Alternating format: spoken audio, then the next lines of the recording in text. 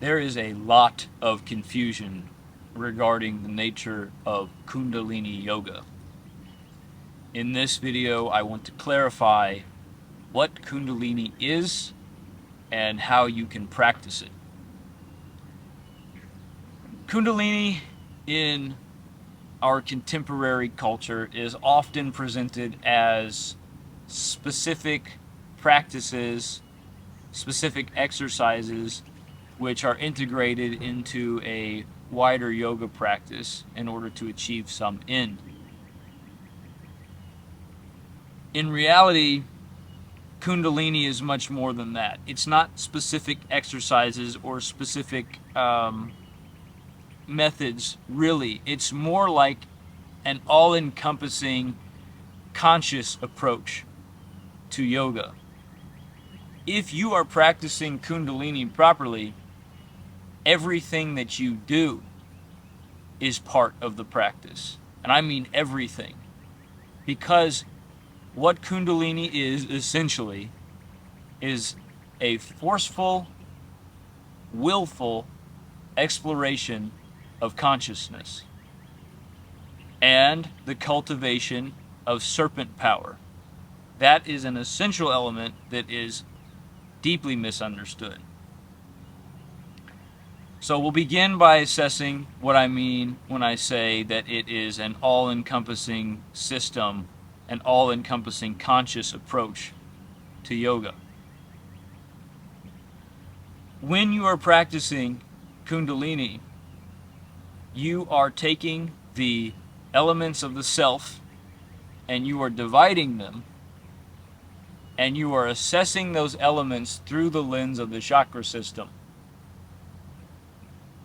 The chakra system, within the system, each chakra represents a specific expression of consciousness. We all possess certain elements of each of the chakras, although we are each rooted in one chakra form, one form of consciousness, which is our dominant style, you could say, or dominant character of consciousness.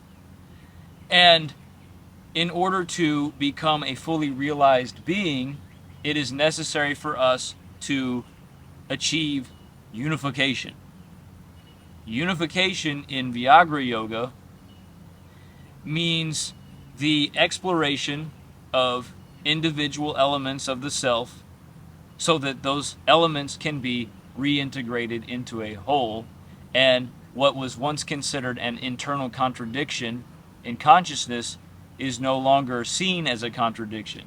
It is instead seen as a full expression of one individual ego, one individual being, the self.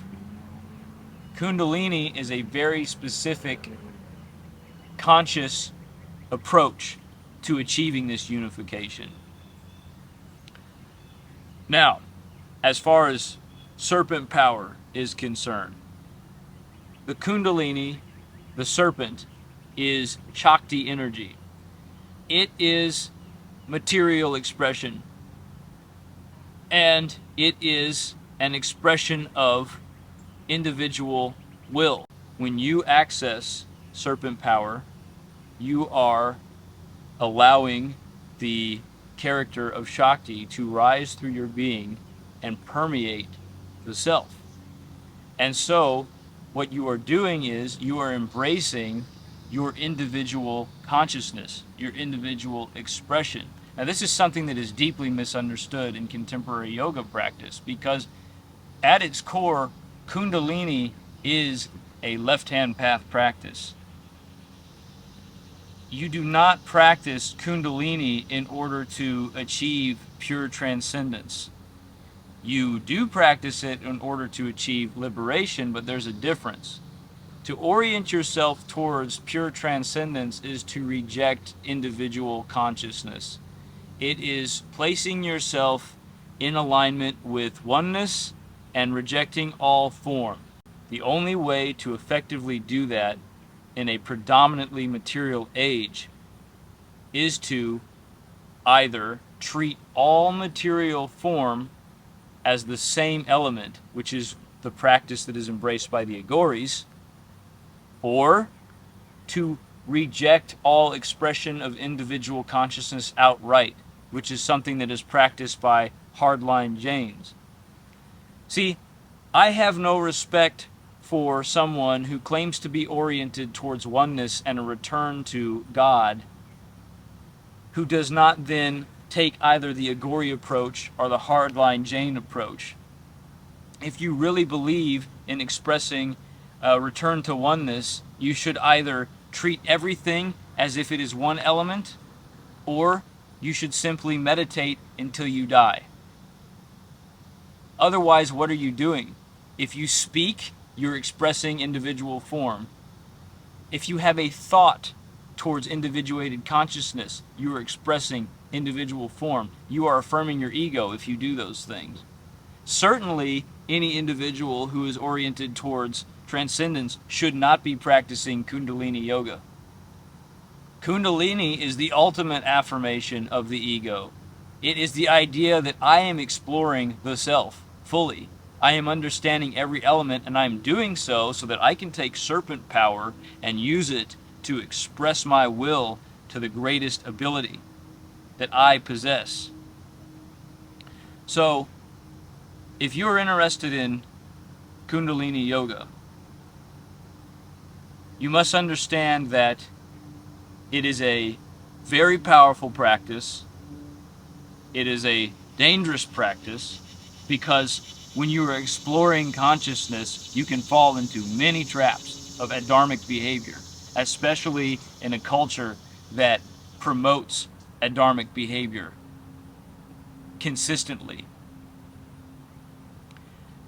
Though the guru system is broken in modernity, it is important to recognize the value of finding teachers who can at least give you a proper understanding of what you are practicing and guide you towards a proper cultivation of the spirit whenever you are exploring Kundalini. It is also important that you have someone who is outside of yourself in order to give you a means of reflecting upon your current consciousness, because it's very easy to trick yourself whenever you're practicing Kundalini. When I practiced Kundalini, it was under very strange circumstances, and I did not practice Kundalini with the aid of a teacher, and it was very dangerous, and I fell into every single trap you can fall into. I was stuck in Vishuddhi consciousness for a very long time, and that was absolutely miserable for me because it is not my home consciousness, and I was doing this practice in a very adharmic way. Thankfully, though, I was able to make my way through the process. But I do highly recommend that if you want to practice Kundalini, find a teacher who understands the true nature of the practice, and refer to them on questions of adharmic versus dharmic practice. That is not to say, however, that you should simply abandon your will to a teacher. A good teacher will open doors for you, but they will not hold your hand as you walk through. You have to take those steps on your own. That is how you cultivate the will. That is how you access serpent power. That is the true nature of Kundalini Yoga.